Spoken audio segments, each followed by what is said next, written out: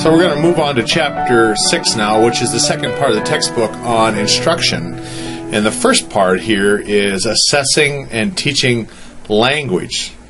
Not language arts, but language. And what that is you get a little peek behind the curtain of the life of a speech and language therapist. And how this involves you as a special ed teacher is that you may be asked to collaborate on some of these models and stuff. And as I go through the instruction, you'll start to identify your role in this. But it's just a peek behind of what that life is like.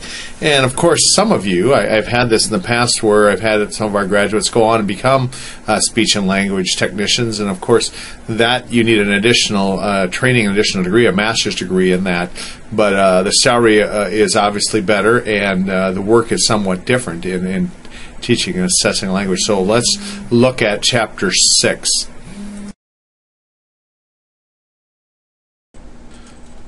Part 2, teaching academic skills.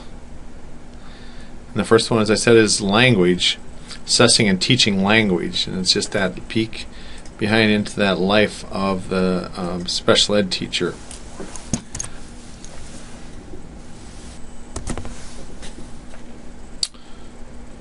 Let's just have a little flyover here of what this chapter is about. First is these theories of language acquisition, and I'll ask you to do this, but this, you'll want to bring this home to roost not only for this course, but in the future, so you can talk that language. And that's what it is. It gives you terminology and stuff to discuss this and understand this. Most high percentage of students coming into kindergarten that are on IEPs are on them for speech and language therapy. So if you're an early primary teacher, this will involve you. And then it talks about language difficulties that they may have. And then it does quite a thing on this bilingual thing, which is a new thing that affects anybody that teaches in schools that have a diverse population. We think it's all schools, but some don't. Then assessment of this, and maybe the role you play. Then what are the deliveries? And the most popular, of course, is still this pull-out, just like in our special ed model. And we'll talk about these different models of delivering the service, because the language people talk about delivering service models just like we do for placements and IEPs, and how you can provide that service. And then some teaching, how to teach them skills, these different approaches, and we'll have some discussion with that, and then some activities and some games. Not going to do a lot with this self-correcting stuff, just kind of go across this software programs and stuff like that. So let's pop this up and take a look. There they are, that little instruction. It can be group instruction just like in our special ed. A lot of language now involves multicultural learners in introducing language as the new language. But what is it? And this, again, you want to get this down so you can separate this, the difference between speech and language. And when you're working with kids, you want to know this. Language is defined as socially shared code of controversial systems through the use of arbitrary symbols, rule-governed combinations of those symbols. Socially shared, but speech involves that actual mechanics or motor act of verbal expression. Thus, where a speech includes spoken utterness to convey meaning, language indicates a person's knowledge of the linguistic concepts that speech is based. Language comprises receptive skills and expressive. Here's what I know with this, where I learned this was when our babies were babies, we taught them to do sign language. And what I noticed is they were much quicker at receptive skills than expressive. In other words, they could understand signs way quicker than they could sign back to us. And they say the same is true with babies, that they can understand what you're saying way before you can understand what they're saying. Hence, that's why we taught them to sign, so that their expressive skills, they could have expressive skills before their verbal skills were developed. So they were able to express before they had speech. And we had one neighbor lady came and said, oh, if you teach them signs, their speech will be delayed. And we found, oh, quite contraire, the opposite. They spoke sooner, and of course, you know, with babies, you can't wait till they talk. And then when they get to be teenagers, you wish they would shut up. So here's the terms in this, and again, I want you to clue in on this right now. A specific language impairment, a language delay, hence that, and language disorder. Impairment, delay, disorder. Generally used to students who are having difficulty learning language in the absence of any intellectual, sensory, and like in special ed, you have to say it's not these problems, that it's just a delay. Because intellectual, if they're mentally retarded, that has a different therapy than this. If they have kind of some sensory input thing, or if emotional disturbance. So in the process of identifying, you have to eliminate these other areas. So what is the definition of a language disorder? Well, impairment or deviant development, not normal development of comprehension and or use of spoken, written, you believe that, written and or other symbol systems. The disorder may include this: the form, the phonetic, morphologic or syntactic, or the content, semantic system, or the function, pragmatic system. Okay, and we'll get into those. But if it's a disorder, it affects one of these three: the form, the content, or the function. So when there's a referral, when a parent senses a delay and they ask for referral, these are the three areas that are going to be assessed: the form, the content, the function of language. You with me? Why does it matter? Is that what you said? Well, why it matters is it's very, very hard to read if you have language disorders, because reading is language. And so that's why this becomes relevant to you as the special ed teacher and as the regular teacher. Because unless they they get some of this shored up, the form, the content, or the function, reading is going to be a nightmare. So here's some theories of what they are, and I'm going to ask you to, your first area here, to bring some of this in, a sentence or two about these three theories. Okay, let's go to the textbook and take a look at these theories.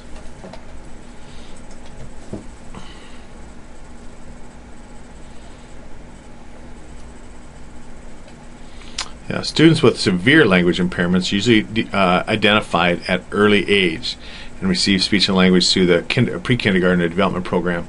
And of course, you understand now that most programs, school programs, have an early childhood special ed program also.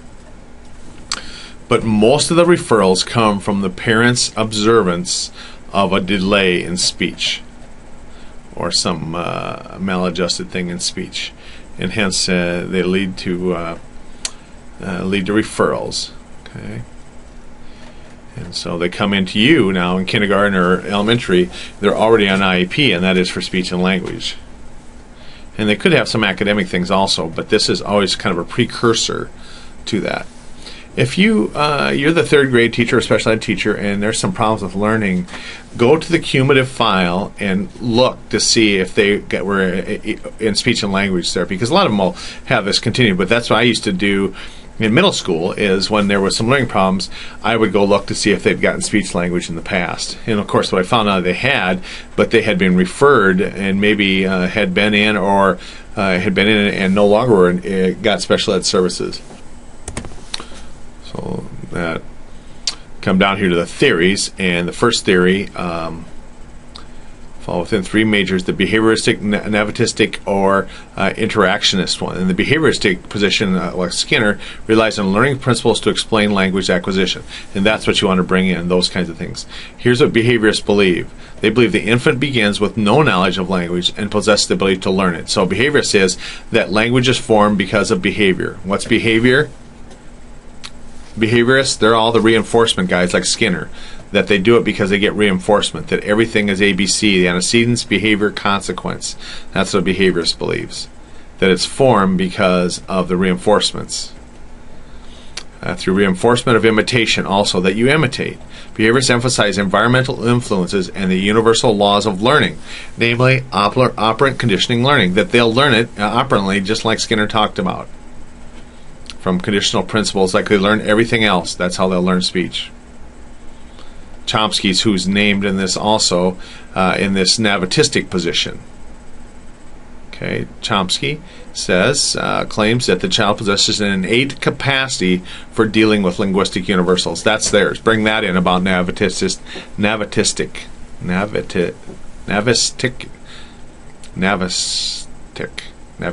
yes. Navatists believe that humans are pre-wired. Bring that into pre-wired for language development, and that the environment simply triggers its emergence.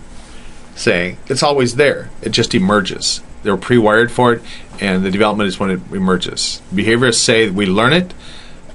The navatistics think that we're pre-wired for it, and then Piaget comes along with this interactions position. He says the child's environment and neurological maturation determine learning, and that's how they come to it. Okay, and they say on one hand the biologist and the linguist view the child as a product of maturation process, and on the other hand behaviorists stress the influence of the environment. The child's development depends largely on the individual's child environment who respond to his or her behavior. So that's who's taught, is those people around it.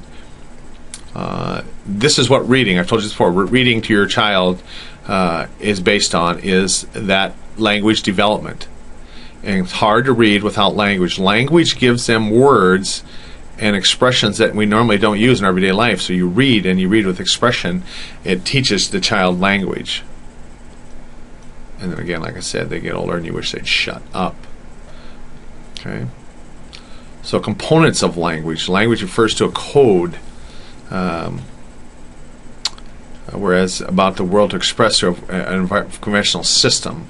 A speaker's use of arbitrary vocal systems to communicate ideas through thoughts and listener control to refer to as expressive language or production. Okay, so putting out is expressive language, right? Right? You got that, expressive. It's coming out, like I said, that they're signing to you. And so what is receptive is taking in, is communicating what they're communicating. So let's move on to this now, the different forms of components of language. First is, and you've heard these before someplace, phonology is a system of rules governing sounds and sound things. A phoneme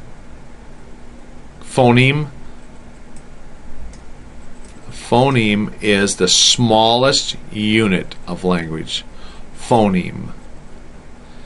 And is distinguished through the other language, is distinguished from other language components in that a phoneme alone, such as the S sound or B sound, does not convey meaning. Phonemes do not. They're the smallest unit and they don't convey meaning. However, when interchanged in a word, phonemes significantly alter that. And that's why you concentrate on it. And when you're assessing, is it the phonemes that are causing the problem? The English language consists of 44 phonemes, 44 sounds, classified either as vowels or consonants, right? Because we combine a bunch of things like that. Phonology. And here, I'm going to take this out and ask you to put this chart, embed this on your wiki. I will bring this out for you. Okay. It has to deal with tongue positions. That's how we teach speech on different sounds. If they can't make the right sound, you teach them new tongue positions. It's quite interesting to watch when you do that. And I remember my babies, once in a while in a word, you'd have to teach them how to put their tongue to say a word. I know, interesting working as a therapist where you're teaching tongue positions, but what I hear is they can make great strides, especially if they have the intellectual ability to do it. Here again, it goes through some examples of phonemes and stuff. And then this is what I want you to do for each of these two. Not only tell what they are, but also what the deficit looks like. The phonological deficit. Here, is the most common. Frequently appears articulation problems most commonly in the child who is developmentally delayed in consonant acquisitions. That's what it looks like. So bring that in. appears as articulate disorders most commonly in the child who is developmentally delayed in this acquisition. May omit a consonant, such as saying ooh for you, substitute things, and you read that a little bit. But you bring a sentence in about the phonology and its deficits, what it looks like for each of these. Okay. And then we go to morphology. How you like that word? Can you say it, please? Yes, morphology. Because you want some of these. You want to throw these words around when you're a professional that you know what this. So morphology is morpheme. A morpheme is the smallest unit or segment of language that conveys meaning. Remember, the phonology didn't convey. This does. Two different types of this are free and bound. Okay, free and bound. You're bringing this in. You're bringing this in. You're bringing this into your notes. A free morpheme is one that has meaning and may stand alone. Root words, example, are free. Car, teach, tall. A bound morpheme is one that's not standalone. Like prefixes, suffixes are bound morphemes. There are meanings to this, like teacher, tallest. Okay, and here's what the deficits look like. They may be such forms as divide, drive for drove, or man's for men. Bringed for brang and brought. Those are deficits in morphology. Those free or tied basic sounds. I'll give you this. Some differences in the inflectual endings are observed in students who speak African American English. The teacher should be aware that some inflectional endings reflect a student's cultural difference rather than a developmental delay. Examples of inflectional differences in African American English include John cousin instead of John's cousin, 50 cent instead of 50 cents, she work here instead of she works here. Now, we spent a lot of time trying to correct this, but now we're saying because of cultural acceptance, political correctness, we let people speak like this. You decide. I provide here. And then phonology, morphology, syntax. That's an easier word and kind of a nice sounding word. The syntax. Say that word, please. Syntax. Thank you. Syntax is a system of rules governing how words or morphemes are combined. That's what this is, how they're combined and to make grammatically correct sentences. Rules of syntax specify word, phrase, clause, order, sentence organizations. Those things is what the syntax are. Moreover, syntax specifies which word combinations are acceptable are grammatical and which word crosses may appear in noun or phrases. So the syntax frequently referred to as grammar. Okay? Syntax is grammar. Grammar is syntax. And so they may have some of the phonemes and morphemes. And this is interesting about language, and that is rules of grammar emerge 14 to 24 months old. Age evidence of child's production of two-word sentences. And that's what they start to do. You start to lengthen those sentences. First grade, they're 3, but you move on, and this is one of the things you see in special ed is you get to be middle school and they still want to write 3- and 4-word sentences. And so that's an interesting read about that. And here is the deficits of syntactic things, syntax. Children do delay syntax use sentences that lack the length of syntactic complexity expected for age. For example, a 6-year-old child who uses a mean sentence length of the 3 words must say, "Where'd Daddy go?" instead of "Where did Daddy go?" So it's grammar. Syntax is the grammar. And then when we get to content, it is semantics. Like that word? That one's a little easier. Semantics. Semantics refers to language meaning. Phonology, morphology, syntax, now semantics, meaning. Concerned about the meaning of individual words as well as meaning produced by combinations. For example, the word cup means a container from which to drink and refers to an object in a child's world. An example, meaning attached to combination words is daddy's cup. These words add the meaning of possessive in relationship to one another. So receptive semantics refers to understanding of language. Meaning. Say the words without meaning. Again, another reading problem. Whereas expressive semantics refers to producing meaningful discourse, dialogue. And so that's a pretty good read about semantics. Here's the deficit, what it looks like. Developmental delay in word meaning is observed in youngsters who use or understand a limited number of words. And again, I go back to reading to kids. One of the things they find, kids from low-income schools have a low number of words they handle, and often related to the educational level of the caregivers. Low-educated caregivers use low, simple words, and so does the offspring then. Semantics. I like that word. And then pragmatics. Pragmatics refers to the use of language to affect behavior of others or relay information. Thus, it concentrates on language as a communication tool and used to achieve social ends. Pragmatics comprise of two broad functions: controlling or influencing the listener's action, give me the doll, and influencing attitudes. I think that Jane would make a good class president. Function is referred to as their speaker's intent. Okay, semantics was meaning, but here is the intent. What's the use of it? Pragmatics. Big readout. Here's what a deficit like delay in pragmatics is evident when students do not use functions that are expected for developmental age. For example, a student with a developmental age of 8 years old seriously answers yes to the indirect request, must you play the piano? And continues to play the piano rather than ceasing to play when his development delayed in understanding the indirect responses. In other words, sarcasm. And I'm a very sarcastic person, and what I found is I thought it was hilarious when my kids picked it up until they started talking sarcastically to me. Yeah, that kind of stunk. All right, flip back here. So language difficulties, and let me just pop back to the notes here and have a little look at these components. Here's the phonology, and again, what I want you to do for each of these is bring in what the deficit looks like. And here, a lot of these, like phoneme, I want you to bring the phoneme, morpheme, those in here also, besides this definition, what that root is. I'll fix this up a little bit. Again, if you would put them in red, that would be great. Same with semantics. That's kind of a big definition there. I want you to bring in something more basic, and then what the deficit looks like. Pragmatic.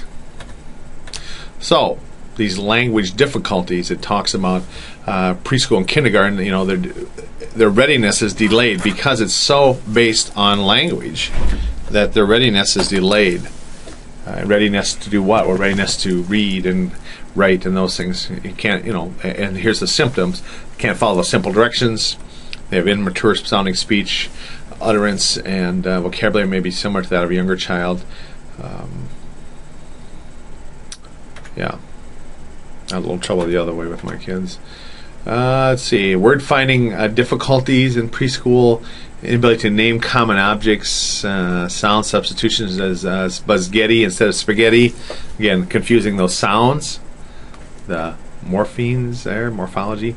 Fewer functionality, appropriate and accurate responses. You know, or that thing over there, or described rather than their objects.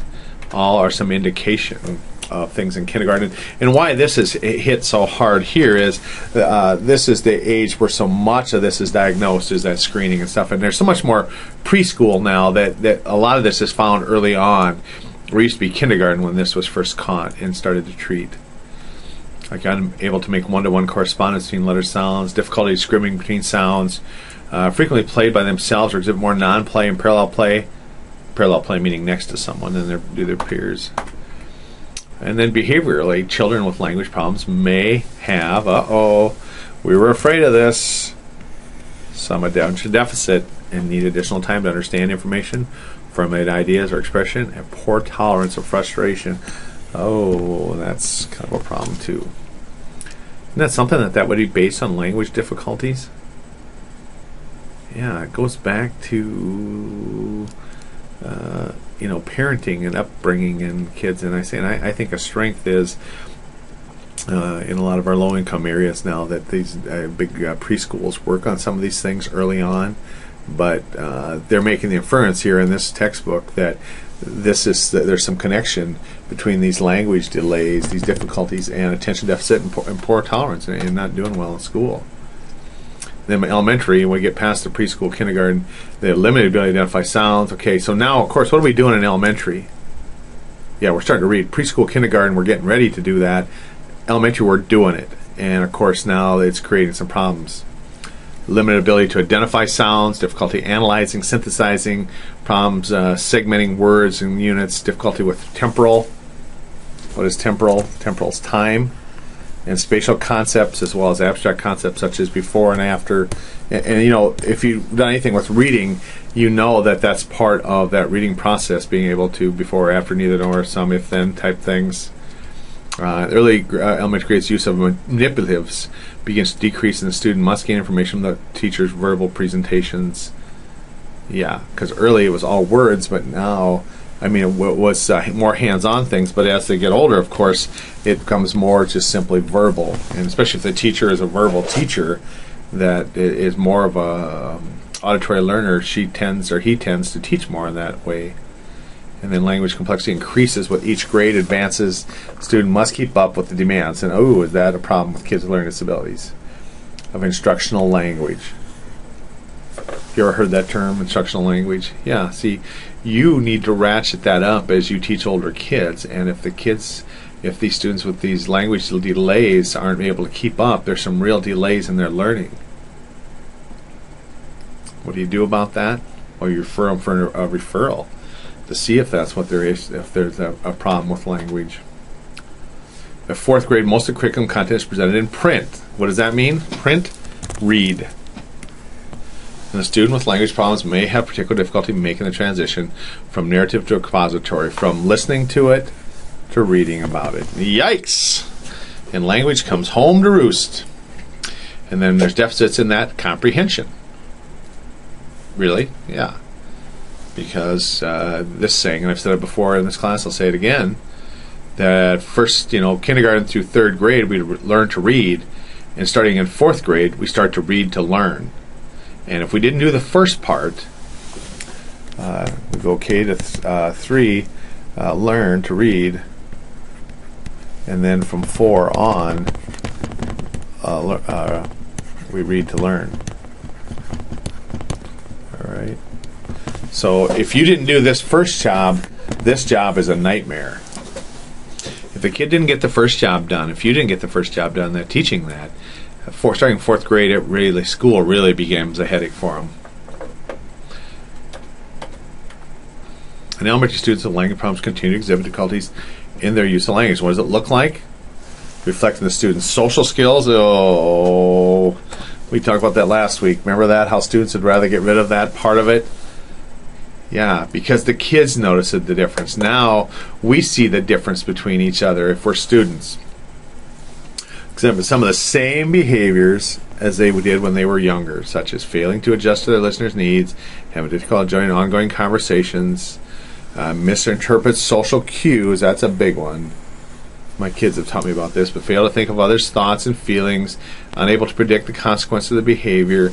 All this goes back to behavior problems. And what happens if you have behavior problems and it involves this? Let me ask you this. What kind of friendships do you have? 0. You don't have any. Because by fourth grade, kids can distinguish that and start to really choose who they're friends with. And it's kind of an issue, but this is some of the reasons why we are or aren't friends with somebody, is because of some of these things. Missing social cues, fail to think of others and feelings. Don't understand give and take. Share, but that's kind of a kindergarten word. By fourth grade, it's called give and take. Able to predict consequences of their behavior. Well, one of the consequences of your behavior is you don't have any friends. And, of course, often they do not see that connection of that behavior. And to them, it's not a behavior, it's a lack. It's a lack of this, and all started with lack of language. Now, don't absolve yourself of this. I mean, this is some of your challenge of working with these kids that have language delays, is to develop language. So hopefully it'll address some of these things for them. Not an easy fix, though, especially if you're upper elementary and they have years of delay. Then when they get to be secondary, then it starts to twist a little bit on them. It becomes the more the passive learner. Sit here, not do anything. This learned helplessness we call in-school dropouts. Here every day, do nothing. passive, don't know how to do it. And as long as I sit here, nothing will happen. Or they appear to lack metacognitive strategies necessary. Remember, metacognitive? Cognitive is thinking about something. Metacognitive is thinking about how you think about something. That's Dr. Midland's thing. That's a psychology word. Necessary to perform complex academic tasks. You know what? Part of this metacognitive is seen as language. That when you think about how you think, you use words and thoughts. Unless teachers faced with the challenge of designing interventions to assist students in overcoming or compensating their language skills. And that's you. That's the teacher. So they can meet the increased demands of secondary school. And if you're raising kids, be very aware of teaching language, of modeling language, of reinforcing language use. Secondary students lack the ability to use and understand higher level syntax. Who knows what syntax is? I can't do the higher level syntax, semantics, pragmatics, grammar, meaning what you're trying to communicate. Just think of this in a grammar. You know, we still judge people by the words they use. Talk about my friend TJ, who's a mildly mentally retarded man that's 32 years old. And TJ looks awful normal, but I guarantee in 30 seconds of conversation, because of his syntax and semantics, you would realize that he has some learning delays. Okay, you're expected to organize their time and complete assignments. Thus, they must follow both oral and written instructions to complete work independently. And where this comes into play is you may have to do some writing out of instructions, step-by-step things for someone that doesn't learn as well. And then here's this receptive that I talked about. There's receptive and expressive language. Remember what they are? Expressive is your ability to put out language. Receptive is your ability to take it in. When we're signing, this is my kid signing, and this is my kids understanding my signs. Yeah. If they have receptive and expressive language difficulties, that affects their ability to learn effectively. This creates problems like gaining information from lectures and textbooks, completing homework, following classroom rules, demonstrating command of knowledge, express thoughts in writing, passing minimum competencies. In other words, it creates some real havoc with them. Isn't that something? Now we're talking about tying a lot of these behavioral and learning problems back to language. And even we talked earlier about it being some ADD things. Yikes, how important it is to identify and work on this early. And again, I tell you a message as a parent, make sure you're modeling good language skills and communicating well with kids. Intervention may change from a content-oriented approach to a functional approach. What is the function in which the student is taught strategies to deal with everyday situations, not necessarily classroom situations.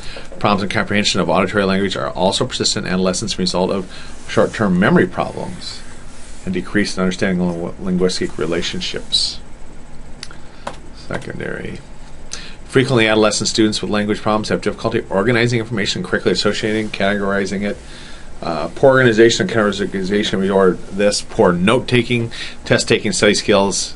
We go back to the list of things that we said that the regular teachers wanted, skills they wanted them to have to be in the regular classroom.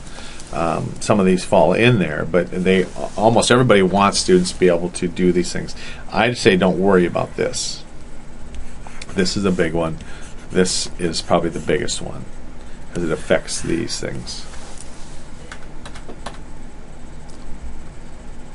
So if you had language delays, poor organization and categorization, that's a common thing with kids with learning disabilities.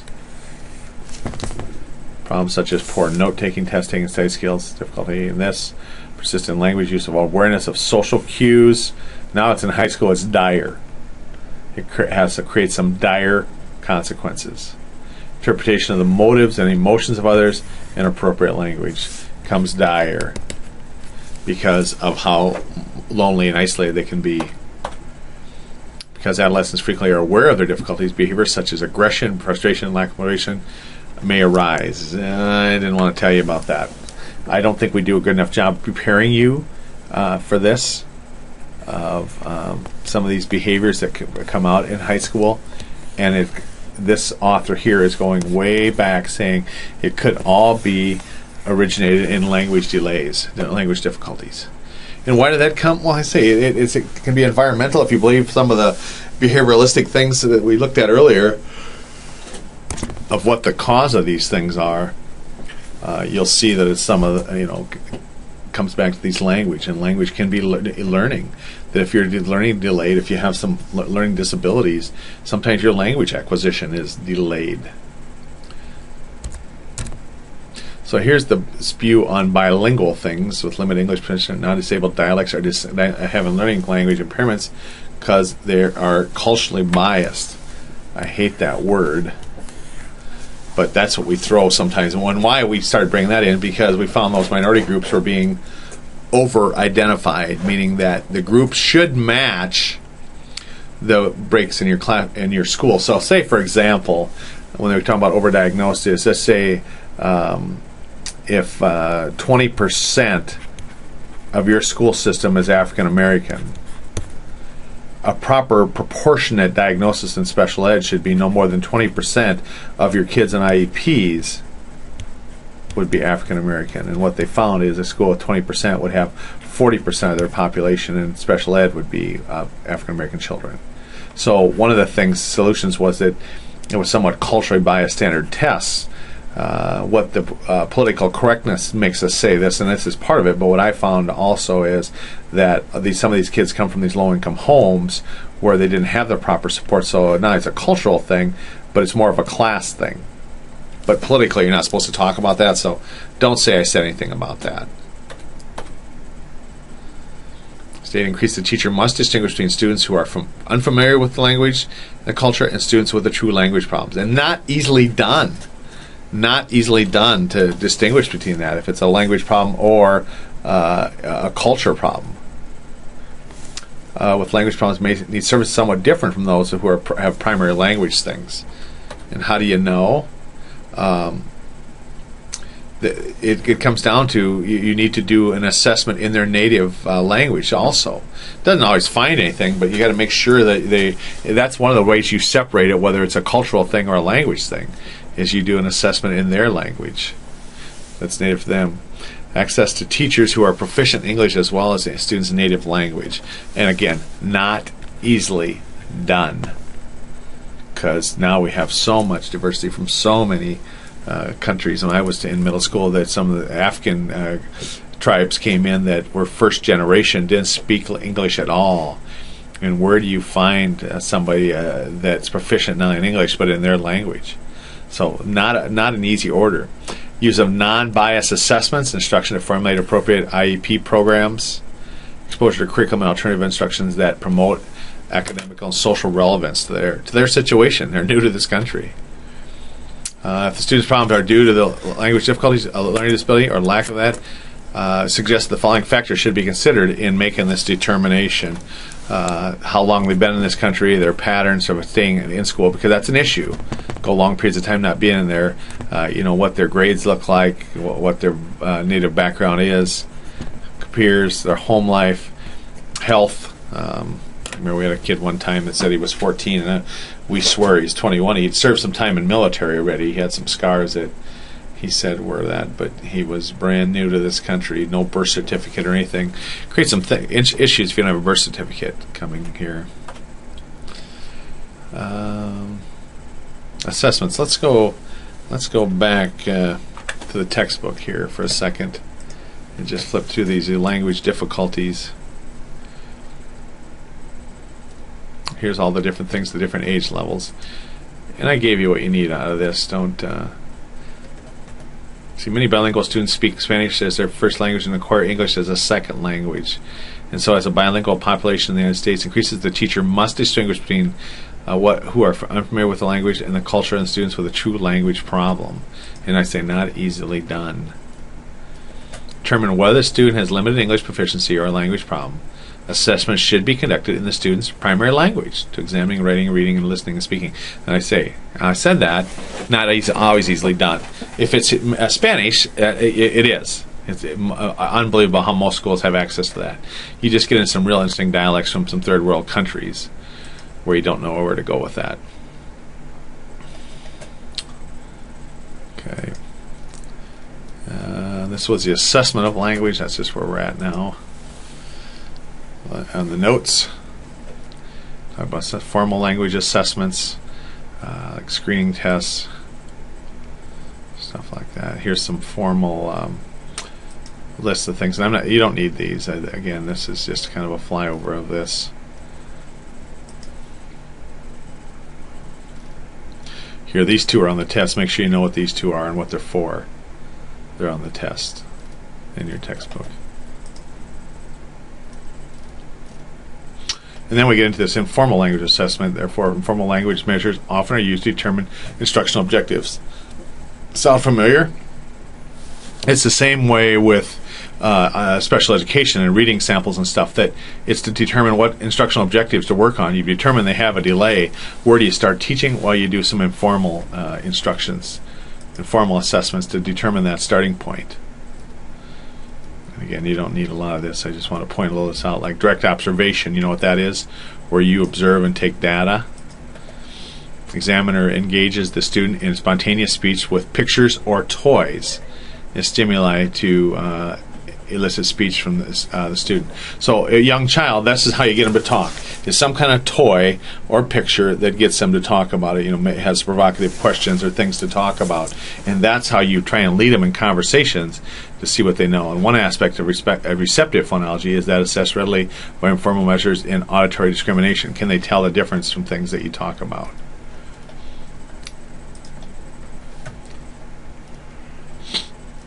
And this again talks about informal tests and assessments.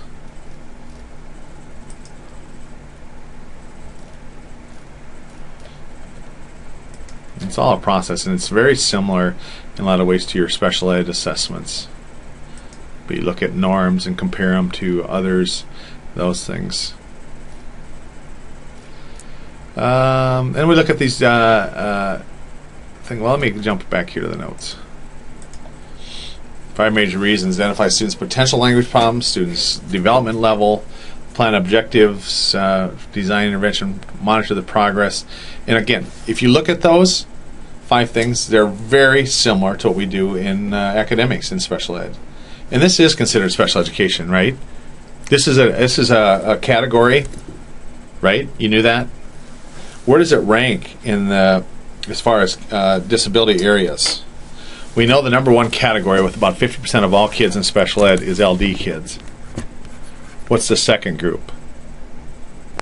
Anyone? Anyone? Bueller? Yes, Mr. Bueller. It's language skills. It's speech and language services is the second biggest group. So this is it's considered special education, and it won't be unusual for you to have early on to have kids in your class and IEPs that are just for language, that may or may not involve you in this. So these models, again, I want you here. These models are here. Give me 1 sentence each about these models, and then give me a descriptor of this pull-out and this strategy-based model. Still, like I said before, the most common is still pull-out, and it looks a lot like pull-out for our program about special education. Well, I keep saying that, but this is special ed. About learning. Okay. So here's the thing about pull-out. Most common language service delivery model is the pull-out, which language specialists take students from their classes and instruct those with similar difficulties in homogeneous groups, small groups.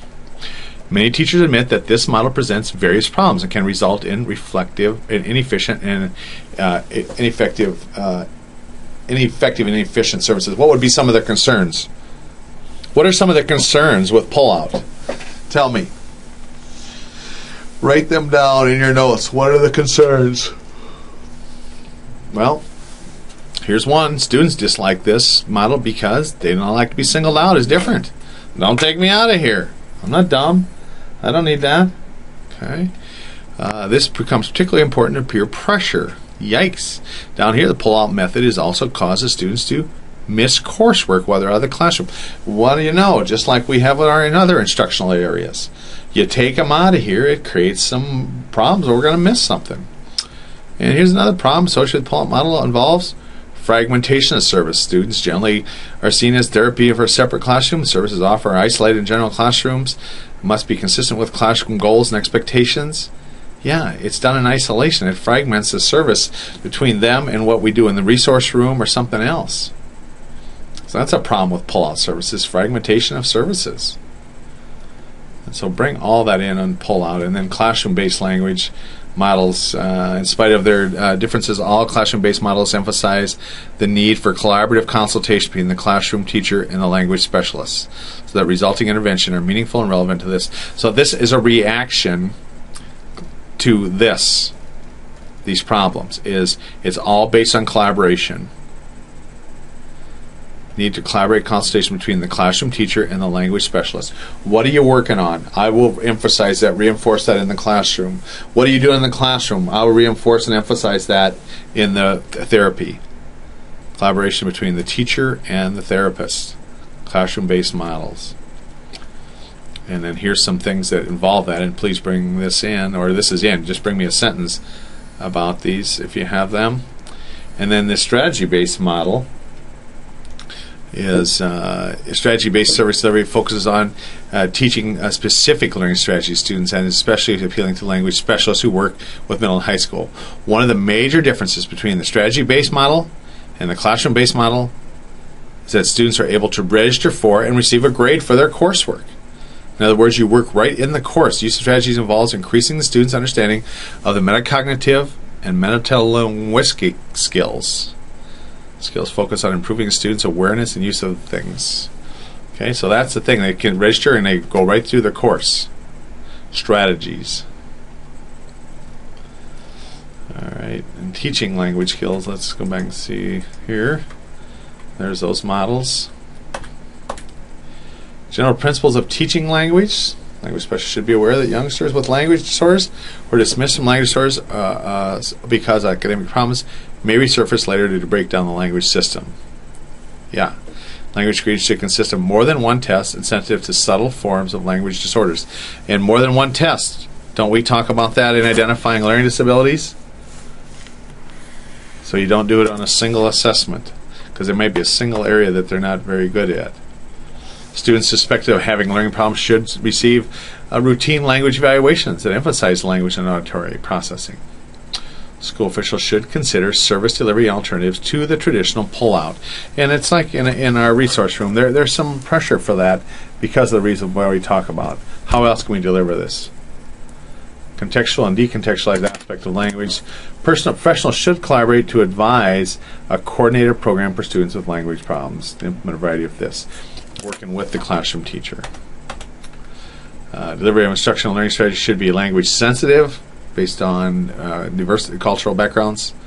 Curriculum and language interventions should be relevant to the general curriculum, respond to setting demands, reflect areas of academic concerns, integrate spoken and written language systems. The individual strategy preference of students with language problems should be considered, and students should be encouraged to determine which strategies are successful in a given situation. Again, that's if they have the cognitive skills high enough to make those determinations. One of the things that you do in this field also is you work with very more retarded children with retardation that don't have those, and so you're working on some of these exact same things, but of course at a whole different pace, with a whole different expectation of outcome of that. First of all, strategy is increasing production, imitation and modeling. Okay, and that's in the book. And again, I'm going to ask you to bring this out into your notes as these teaching strategies.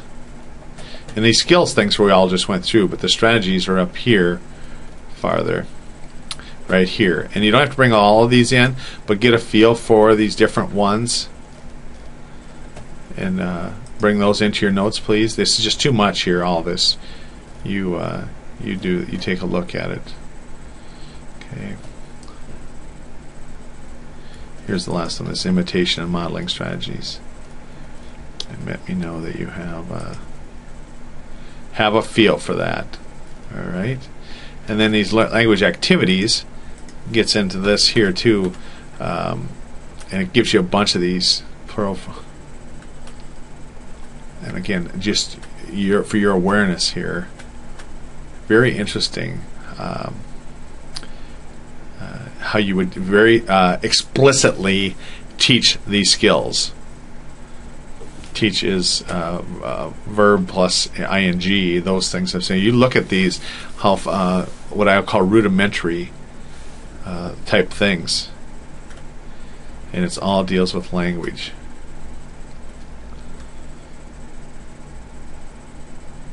Remember what phonemes were? Phonology? Yeah, that's that smallest group that doesn't have meaning by itself. Okay.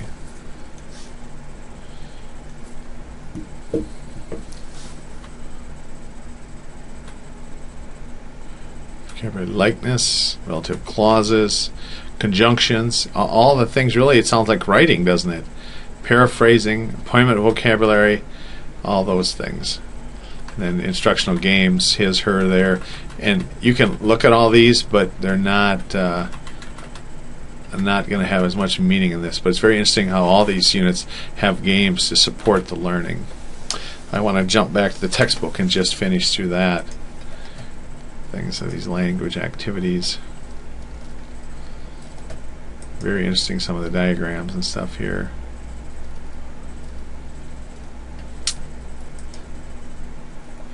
Again, these are the strategies of teaching. It tells you each how to do each one, how to modify if they can't do the one that you're teaching. Very interesting. Like here's the one: use conjunctions and became so, and then how to modify. Very well done here. And here's your games. And again, this maybe we should take these out of here because it does encourage language. Here, teach opposite words. A deck of cards composed of pictures depicting opposite words. A card illustrating the word up and a card illustrating the word down. An equal number of cards is dealt to each player, and all cards are dealt. Each player combines a set of opposites in his or her hand and lays them face up on the table. Then each player draws a card in turn, and up.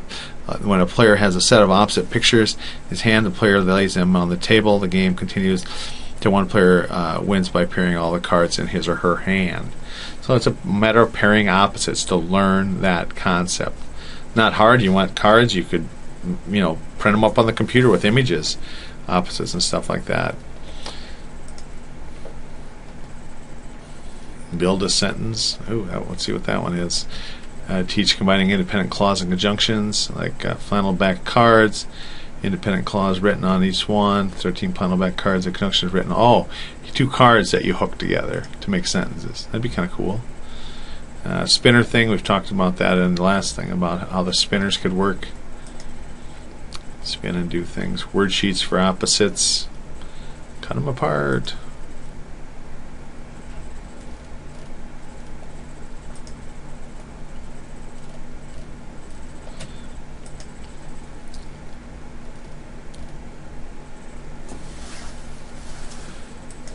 Modifications, response cards for these indirect things. This one's on the test. Make sure you know what this one teaches. Language for learning, language thinking, language for writing. That one's on the test. Talks about some computer software programs, commercial ones, here at the end.